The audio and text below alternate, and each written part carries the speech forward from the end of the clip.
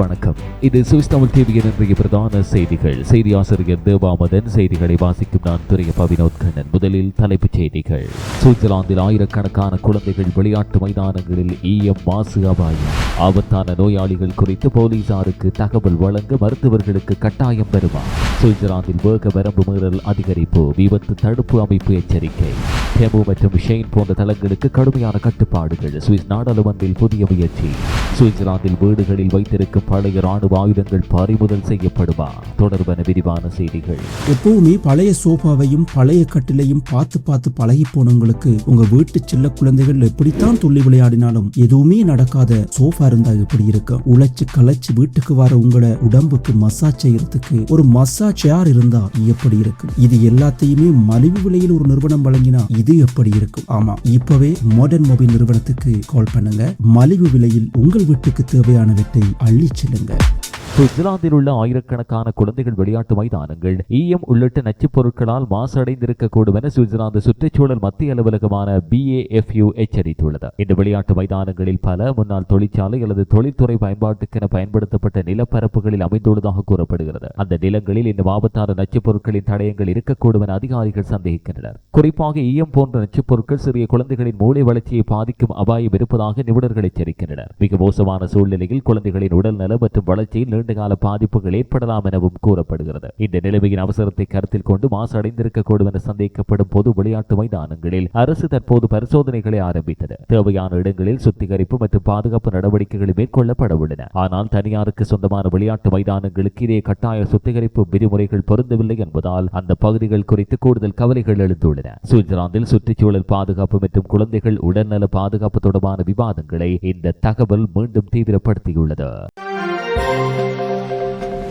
விண்டத்தூர் பகுதியில் கடந்த வாரம் கத்தியால் மூவரை காயப்படுத்திய நபர் மனநல சிகிச்சையை பெற்றிருந்தது தெரிய வந்ததை அடுத்து சுவிட்சர்லாந்தில் மருத்துவ ரகசிய சட்டம் குறித்து புதிய அரசியல் விவாதம் உருவாகியுள்ளது. சில நாடாளுமன்ற உறுப்பினர்கள் சமூகத்திற்கு ஆபத்தாக இருக்கக்கூடிய மனநல நோயாளிகள் பற்றிய தகவல்களை மனநல மருத்துவர்கள் மற்றும் சுகாதார பணியாளர்கள் போலீசாருக்கு கட்டாயமாக தெரிவிக்க வேண்டும் என கோரிக்கை விடுத்துள்ளனர். ஆனால் இத்தகைய நடவடிக்கை மேற்கொள்ளப்பட வேண்டும் எனில் சுவிட்சர்லாந்து சட்டத்தில் பாதுகாக்கப்பட்டுள்ள மருத்துவர் நோயாளர் ரகசிய கொள்கையில் மாற்றம் செய்ய வேண்டியிருக்கும். இந்த விவகாரத்தை நாடாளுமன்றத்தில் வைத்த உறுப்பினர் ஜாக்லின் டி குவர்ட்ரா தீவிரவாத சிந்தனைகள் அல்லது ஆபத்தான தொடர்புகள் கொண்ட நபர்கள் குறித்து சுகாதார பணியாளர்கள் கட்டாயமாக தகவல் வழங்க வேண்டும் என வலியுறுத்தினார். இது நாட்டின் பாதுகாப்பு தொடர்பான பிரச்சனை, அதனால் நாம் நடவடிக்கை எடுக்க வேண்டும் என அவர் தெரிவித்தார். இந்த முன்மொழிவு தொடர்பாக சுவிட்சர்லாந்து நாடாளுமன்ற உறுப்பினர்கள் இந்த வாரம் விவாதிக்க உள்ளனர். மனித உரிமைகள், தனி உரிமை மற்றும் தேசிய பாதுகாப்பு ஆகியவற்றுக்கு இடையிலான சமநிலையை இந்த விவகாரம் மீண்டும் கேள்விக்குறியாக்கியுள்ளது.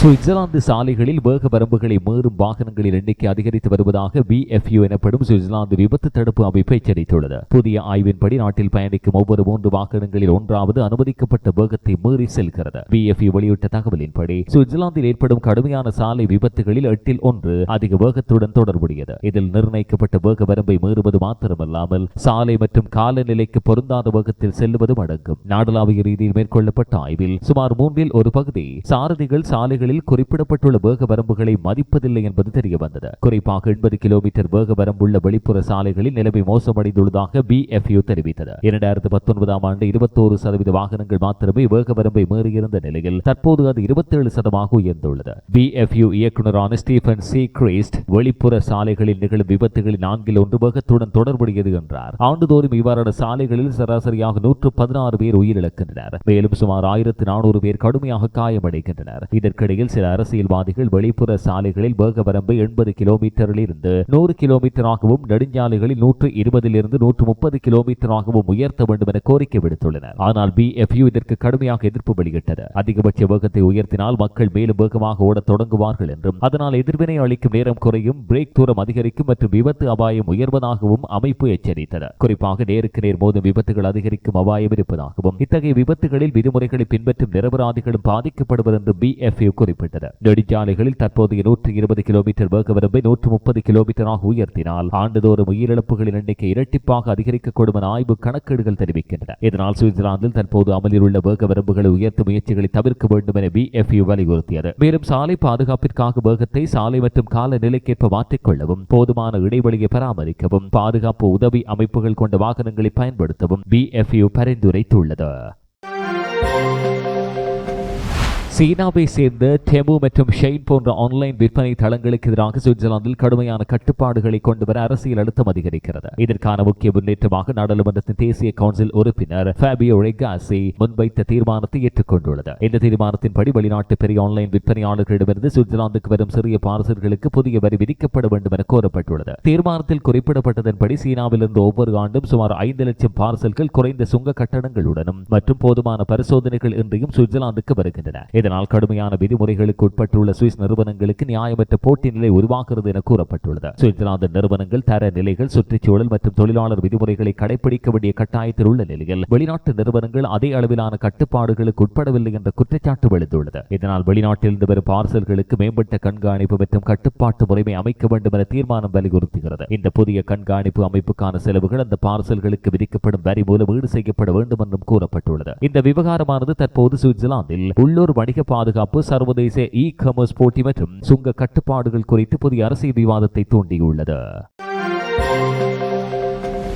சுவிட்சர்லாந்தில் பல ஆண்டுகளாக வீடுகளில் பயன்படுத்தப்படாமல் இருக்கும் பழைய ராணுவ ஆயுதங்களை பறிமுதல் செய்வது குறித்து தேசிய கவுன்சில் இந்த கோடை காலத்தில் விவாதிக்க உள்ளது. இந்த முன்மொழிவு சமூக ஜனநாயக கட்சியை சேர்ந்த நாடாளுமன்ற உறுப்பினர் பிரிஸ்கா சைலர் கிராஃப் முன்வைத்துள்ளார். இதற்கு சுவிட்சர்லாந்து கூட்டாட்சி அரசு ஆதரவு வழங்கியது. குறிப்பாக குடும்பத்திற்குள் இடம்பெறும் கொலை சம்பவங்களை தடுக்கவே இந்த நடவடிக்கை அவசியம் என ஆதரவாளர்கள் வலியுறுத்துகின்றனர். குறிப்பாக வயதான ஆண்கள் பழைய ராணுவ சேவை ஆயுதங்களை பயன்படுத்தி தங்கள் துணையை கொன்று பின்னர் தற்கொலை செய்து போன்ற சம்பவங்கள் குறித்து கவலை வெளியிடப்பட்டுள்ளது. ஆனால் இந்த முன்மொழிவுக்கு சுவிட்சர்லாந்து விளையாட்டு துப்பாக்கி சுடும் சம்மேளனம் கடும் எதிர்ப்பு வெளியிட்டது. இந்த நடவடிக்கை சுவிட்சர்லாந்தின் துப்பாக்கி சுடும் பாரம்பரியத்தையும் மலேசியா ராணுவ அமைப்பையும் பாதிக்கக்கூடும் என அவர்கள் எச்சரித்தனர். தற்போது சுவிட்சர்லாந்தில் சுமார் 2.3 மில்லியன் துப்பாக்கிகள் தனிப்பட்ட முறையில் மக்களிடம் இருப்பதாக மதிப்பிடப்பட்டுள்ளது. அவற்றில் பல பழைய ராணுவ சேவை ஆயுதங்களாகும். இந்த விவகாரமானது தற்போது சுவிட்சர்லாந்தில் ஆயுத உரிமைகள், குடும்ப பாதுகாப்பு மற்றும் பாரம்பரிய ராணுவ அமைப்பு குறித்து பரவலான அரசியல் விவாதத்தை ஏற்படுத்தியுள்ளது.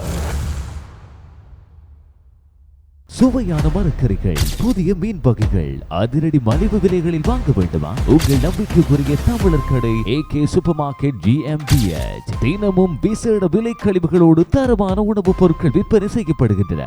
அன்பான சேவை, சிறந்த தரம், அனைத்தும் ஒரே இடத்தில். தூர இடங்களிலிருந்து வருபவர்கள் முன்கூட்டியே உங்கள் வரவை உறுதிப்படுத்திக் கொள்ளுங்கள். AK super market GmbH, Martins Strasse 126 Biel. சுவிட்சர்லாந்தில் உங்கள் சொந்த ரெஸ்டாரண்ட் கனவு இப்போது நனவாகும் நேரம். ஆர்கவ் கண்டோனின் ரைனாக் நகரில் அனைத்து நவீன வசதிகளோடும் முழுமையாக தயாரான அழகிய உணவகம் விற்பனைக்கு. ஃபுல் கிச்சன் செட்டப், அனைத்து ரெஸ்டாரண்ட் உபகரணங்களோடும் உடனே பிசினஸ் ஆரம்பிக்க தயாரான இடம். Birthday parties, family events and special functions நடத்த தனி வசதி. சுவிஸில் உங்கள் வெற்றிகரமான உணவக பயணத்தை தொடங்க ஆர்வமுள்ளவர்கள் உடனே அழைக்கவும்.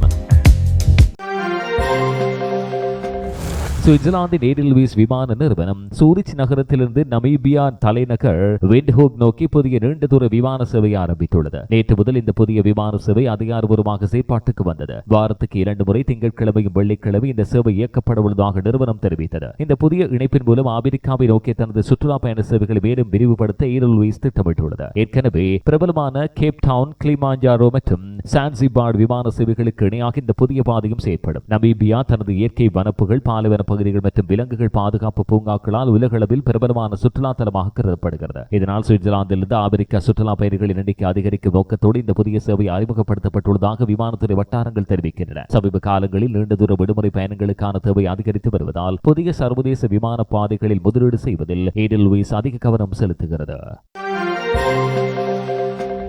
ஐரோப்பிய ஒன்றியம் முன்வைத்துள்ள புதிய வேலை இழப்பு நலத்திட்ட சீர்திருத்தம் அமலுக்கு வந்தால் சுவிட்சர்லாந்து ஆண்டுதோறும் சுமார் 1 பில்லியன் சுவிஸ் பிராங்குகள் வரை செலுத்த வேண்டிய நிலை உருவாக்கலாம் என தகவல்கள் வெளியாகின. பிரசல்ஸ் நகரில் கடந்த ஏப்ரல் மாத இறுதியில் சுமார் 10 ஆண்டுகளாக இடம்பெற்ற பேச்சுவார்த்தைகளுக்கு பின்னர் இந்த சீர்திருத்த ஒப்பந்தம் எட்டப்பட்டது. புதிய விதிமுறைகளின்படி எல்லை தாண்டி வேலை செய்யும் ஃப்ரண்டலையர்ஸ் எனப்படும் பணியாளர்கள் வேலை இழந்தால் அவர்களுக்கு வழங்கப்படும் வேலை இழப்பு நிதியின் பொறுப்பு அவர்கள் வசிக்கும் நாட்டிலிருந்து அவர்கள் பணியாற்றிய நாட்டுக்கு மாற்றப்படும். இதுவரை உதாரணமாக பிரான்சில் வசித்து சுவிட்சர்லாந்தில் வேலை செய்த ஒருவர் வேலை அவரின் வசிப்பு நாடான பிரான்சே வேலை இழப்பு நிதியை வழங்கி வந்தது. ஆனால் புதிய திட்டத்தின் கீழ் அந்த செலவை சுவிட்சர்லாந்து ஏற்க வேண்டியிருக்கும். பிரான்ஸ் மற்றும் பிற ஐரோப்பிய ஒன்றிய நாடுகள் இந்த புதிய முறையை சுவிட்சர்லாந்து ஏற்க வேண்டும் என அழுத்தம் கொடுக்க தொடங்கியுள்ளன. இதனால் குறிப்பாக ஜெனிவா, வோன் மற்றும் டிசினோ கண்டோன் போன்ற எல்லைப் பகுதி கண்டோன்களில் வேலைவாய்ப்பு சேவைகள் மீது கூடுதல் அழுத்தம் ஏற்படக்கூடும் என அதிகாரிகள் அச்சம் வெளியிட்டனர். இந்நிலையில் சுவிட்சர்லாந்து கூட்டாட்சி அரசு இதுவரை அதிகாரப்பூர்வ நிலைப்பாட்டை வெளியிடவில்லை. எனினும் ஐரோப்பிய ஒன்றியத்துடனான இருதரப்பு சுதந்திரமான பணியாளர் இயக்க ஒப்பந்தங்களின் ஒரு பகுதியாக இந்த விவகாரத்தில் முடிவு எடுக்க வேண்டியிருக்கும். இருக்கும். இந்த விவகாரம் தற்போது சுவிட்சர்லாந்தில் வேலைவாய்ப்பு, சமூக நல செலவுகள் மற்றும் ஐரோப்பிய ஒன்றிய உறவுகள் தொடர்பான பரவலான அரசியல் விவாதத்தை ஏற்படுத்தியுள்ளது. சூரிச் கண்டோனில் உள்ள ஃபஃபிகான் பகுதியில் செயற்பட்டு வந்த சட்டவிரோத சூதாட்ட மையம் மீது சூரிச் கண்டோனல் போலீசார் சோதனை நடத்தினர். சுவிட்சர்லாந்து கூட்டாட்சி சூதாட்ட ஆணைக்குழுவான ESBK மற்றும் சி ஓபர்லேண்ட் அரசு தரப்பு வழக்கறிஞர் அலுவலகத்தின் உத்தரவின் அடிப்படையில் சனிக்கிழமை இரவு முதல் ஞாயிற்றுக்கிழமை அதிகாலை வரை இந்த நடவடிக்கை முன்னெடுக்கப்பட்டது. விட்ஸ்பூர்க் ஸ்ட்ராஸ் பகுதியில் உள்ள அந்த இடத்தில் போலீசார் சோதனை செய்தவேளை பலர் அங்கிருந்ததோடு சட்டவிரோத சூதாட்ட நடவடிக்கைகளும் இடம்பெற்றன. இதன்போது கணினிகள், கைபேசிகள், பிற மின்னணு சாதனங்கள் மற்றும் பல ஆவணங்கள் போலீசாரால் பறிமுதல் செய்யப்பட்டன. மேலும் மேற்கொள்ளப்பட்ட விசாரணைகளில் சூதாட்ட சட்டம், உணவகம் மற்றும் வணிக சட்டம், அதேபோல் புகைப்பிடித்தலில் இருந்து பாதுகாப்பு சட்டம் உள்ளிட்ட பல்வேறு சட்டங்கள் மீறப்பட்டுள்ளன என்பதும் கண்டறியப்பட்டன. இந்த சூதாட்ட மையத்தின் செயற்பாட்டோடு தொடர்புடையதாக சந்தேகிக்கப்படும் 51 மற்றும் 55 வயதுகளை உடைய 2 துருக்கி நாட்டவர்களிடம் போலீசார் விசாரிக்கின்றனர். அவர்கள் தொடர்பாக சம்பந்தப்பட்ட அதிகாரியிடம் வழக்கு பதிவு செய்யப்பட உள்ளதாக தெரிவிக்கப்பட்டுள்ளது. இந்த நடவடிக்கையில் சூரிச் கண்டோனில் போலீசாரோடு சி ஓபர்லேண்ட் அரசு தரப்பு வழக்கறிஞர் அலுவலகம், இடை கண்டோன் சூதாட்ட கண்காணிப்பு அமைப்பு மற்றும் ஃபஃபிகான் பிராந்திய நகர காவல்துறையும் இணைந்து செயற்பட்டன. பெர்ன் நகரில் உள்ள உணவகம் ஒன்றில் இடம்பெற்ற உடைப்பு திருட்டு சம்பவத்தின் பின்னர் சந்தேகிக்கப்படும் இளைஞர் ஒருவரை பெர்ன் கண்டோனல் போலீசார் கைது செய்தனர். மே 28 வியாழன் அதிகாலை 4 மணிக்கு முன்பாக நோய்ப்ரோக் ஸ்ட்ராஸ் பகுதியில் உள்ள உணவகத்துக்குள் ஒருவர் சட்டவிரோதமாக நுழைந்ததாக பெர்ன் கண்டோனல் போலீசாருக்கு தகவல் கிடைத்தது. உடனடியாக சம்பவ இடத்துக்கு விரைந்த போலீசார் அங்கு எவரையும் காணவில்லை. இதையடுத்து தேடுதல் நடவடிக்கை தீவிரப்படுத்தப்பட்டது. இதில் மோப்ப நாயும் ட்ரோனும் பயன்படுத்தப்பட்டன. பின்னர் கூடுதல் ரோந்து குழுக்களின் உதவியோடு சந்தேக நபர் ஹென்கர் ப்ரோன்லி பேருந்து நிறுத்தம் அருகே அவரை கைது செய்தனர். கைது நடவடிக்கையின் போது கீழே விழுந்ததில் ஒரு போலீஸ் அதிகாரி காயமடைந்தார். கைது செய்யப்பட்டவர் இளைய வயதுடையவர் என போலீசார் தெரிவித்தனர். அவர் மேலதிக விசாரணைகளுக்கென காவல் நிலையத்துக்கு அழைத்து செல்லப்பட்டதோடு தற்காலிக காவலில் எடுக்கப்பட்டார். சந்தேக நபரிடமிருந்து பணம் உள்ளிட்ட திருடப்பட்டிருக்கலாம் என நம்பப்படும் பொருட்களும் மீட்கப்பட்டன. பெர்ன் கண்டோனில் இடம்பெற்ற இதேபோன்ற பல சம்பவங்களுடனும் இந்த இளைஞருக்கு தொடர்பு இருக்கலாம் என போலீசார் சந்தேகிக்கின்றனர். இந்த வழக்கில் கண்டோனில் இளைஞர் வழக்கறிஞர் அலுவலகத்தின் மேற்பார்வையில் மேலதிக விசாரணைகள் தொடர்கின்றன. இதனோடு சுவிஸ் தமிழ் டிவியின் இன்றைய பிரதான செய்திகள் நிறைவுக்கு வருகின்றன. இதுபோன்ற மேலதிக செய்திகளை பார்வையிட எங்களுடைய பிரதான இணையதளமான சுவிஸ் தமிழ் மீடியா.com நாடுங்கள். வணக்கம்.